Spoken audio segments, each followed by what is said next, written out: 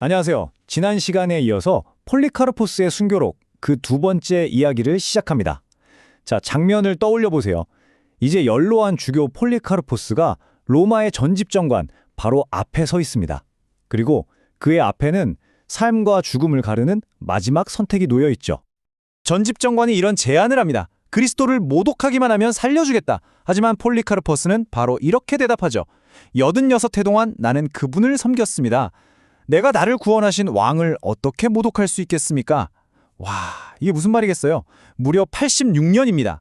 그 긴 시간 동안 단 한 번도 나를 저버리지 않은 나의 왕을 이 목숨 하나 부지하자고 내가 어떻게 배신할 수 있겠느냐. 바로 이 말이죠. 자, 지금부터 폴리카르포스와 전집정관 사이에 오갔던 그야말로 한마디 한마디에 목숨이 걸린 팽팽한 대화 속으로 한번 들어가 보겠습니다.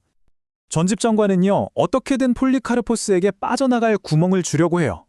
계속해서 황제의 수호신에게 맹세하라고 요구하는데요. 이건 당시 로마 제국 시민이라면 의무적으로 해야 했던 일종의 국가에 대한 충성 맹세 같은 거였습니다.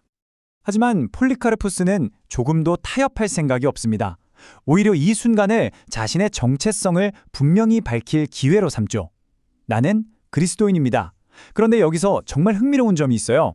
당시 그리스도인이라는 말이 지금 우리가 생각하는 것처럼 그렇게 영광스러운 호칭이 아니었다는 겁니다. 그 당시에 그리스도인이라는 건 로마의 신들을 버리고 황제 숭배도 거부하는 한마디로 국가의 적대적인 반역자를 가리키는 부정적인 딱지였어요. 그러니까 스스로 나는 그리스도인입니다 라고 말하는 건 나를 사형에 처해 주시오 하고 자처하는 것과 마찬가지였던 거죠. 자, 회유가 통하지 않으니까 전집정관도 이제 슬슬 수위를 높입니다. 직접적인 위협을 가하기 시작하는데요. 폴리카르푸스의 믿음이 과연 어디까지인지 한번 시험해보려는 거죠. 둘의 대화는 이제 극으로 치닫습니다. 맹수들에게 던져버리겠다. 위협하니까 폴리카르포스는 맹수들을 부르시오. 더 좋은 것에서 더 나쁜 것으로 마음을 바꿀 수는 없소. 라며 전혀 흔들리지 않아요. 다시 그럼 불로 태워버리겠다 하니까 이번에는 오히려 당신이 위협하는 불은 잠시 타다 꺼지지만 불경한 자들을 기다리는 영원한 심판의 불은 모르시는군요 하면서 전집정관의 무지를 꼬집기까지 합니다. 폴리카르포스의 이런 당당한 태도가 공개되자 경기장에 모여있던 군중들은 그야말로 분노로 들끓기 시작합니다. 그들이 외치는 말을 들어보면 당시 사람들이 폴리카르포스를 어떻게 생각했는지 알 수 있어요. 그는 그냥 나이 많은 노인이 아니라 로마 사회의 근간을 흔드는 아시아의 스승, 그리스도인들의 아버지, 그리고 우리 신들의 파괴자로 인식되었던 겁니다. 자, 이제 이야기의 절정으로 넘어가 보겠습니다. 그의 처형식은요, 그냥 끔찍한 죽음의 장면이 아니었어요. 아주 경이롭고 초자연적인 기적의 현장으로 기록됩니다. 기록을 보면 그가 얼마나 침착하게 죽음을 맞이했는지 알 수 있어요. 누가 억지로 하는 게 아니라 스스로 옷을 벗고 허리띠를 풀면서 마치 자신의 죽음을 하느님께 바치는 마지막 제사처럼 준비합니다. 심지어 사람들이 자기를 화형대에 못 박으려고 하니까 그럴 필요 없다. 불을 견딜 힘을 주실 분을 믿는다고 말하기까지 하죠. 이건 화형대 위에서 그가 바친 마지막 기도의 일부입니다. 자신의 죽음을 두려워하거나 슬퍼하는 게 아니라 오히려 순교자들의 반열에 들게 해주셔서 감사하다면서 자신을 온전한 제물로 받아달라고 청하고 있는 거예요. 그리고 불이 붙었는데 정말 놀라운 일이 벌어집니다. 끔찍한 광경 대신에요, 불꽃이 마치 바람을 가득 머금은 돛처럼 아치 모양으로 부풀어 올라서 그의 몸을 벽처럼 둘러쌌다고 해요. 그래서 그의 몸은 타는 게 아니라 용광로 속에서 재련되는 금이나 은처럼 혹은 화독에서 구워지는 빵처럼 보였다고 합니다. 게다가 주변에서는 아주 값비싼 향료 같은 향기가 진동했다고 기록되어 있습니다.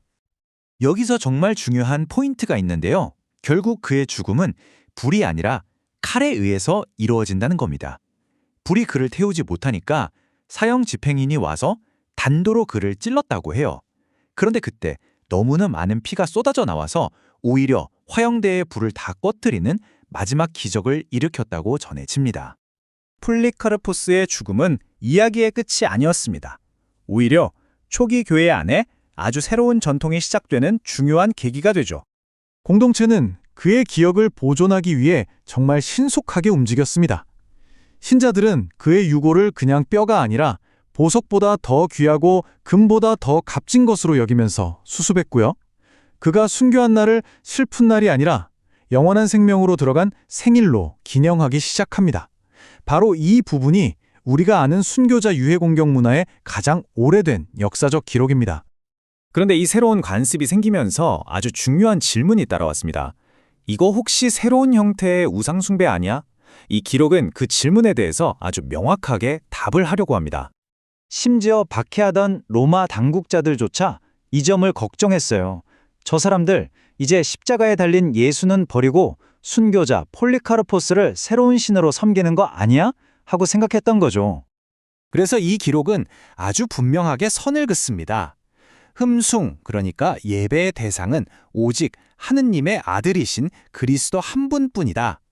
반면에 순교자들은 주님의 제자로서 우리가 사랑하고 존경하는 대상이다. 이렇게 명확하게 구분을 하는 거죠. 바로 이 구절이 순교자 공경의 핵심을 정확히 보여주는 겁니다. 이건 숭배가 아니라는 거죠. 주님을 본받아 살았던 그들의 삶에 대한 깊은 사랑과 존경, 그리고 우리도 그들처럼 살고 싶다는 열망의 표현이라는 겁니다. 사실 당시 스미르나 지역에서는 폴리카르포스를 포함해서 모두 12명이 순교했다고 해요. 그런데 기록은 이렇게 강조합니다. 이교도들조차 유독 폴리카르포스, 그 한 사람만을 특별하게 기억하고 이야기했다고요. 그가 살아있을 때 스승이자 지도자로서 얼마나 큰 영향력을 가졌던 인물인지 보여주는 대목이죠.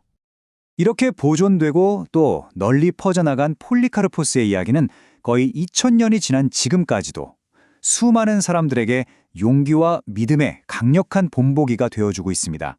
바로 이 지점에서 우리는 마지막 질문을 던지게 됩니다. 한 사람의 굳건한 신념은 어떻게 시대를 뛰어넘어 다른 사람들에게 영감을 주고 또 하나의 역사를 만들어내는 걸까요?